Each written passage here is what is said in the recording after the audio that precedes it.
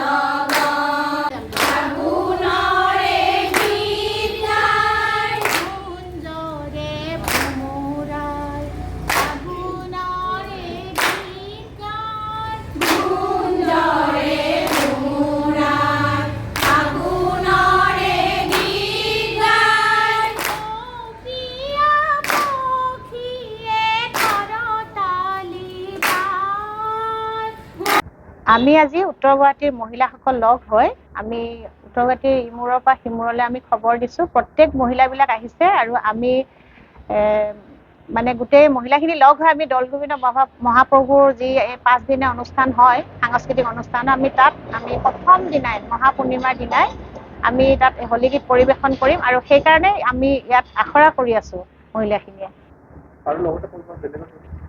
আমি বৰপেটা যোৱা কথা আছে। বৰপেটা ছাৰে মানে কৈছে যে আহা ইয়ালৈ, আমি বৰপেটাত এইবাৰ হোলী গাবা। ছাৰে মাতিছে, এতিয়া আমাক 12 তাৰিখে মাতিছিল। এতিয়া কি কৰোঁ চাওঁ, ছাৰৰ লগত আজি ৰাতি কথা পাতি লওঁ। যদি ছাৰে কয় আহি যা, গুচি যাম 5জনীমান 6জনীমান, যোনে যোনে যাই লৈ যাম আৰু লগত।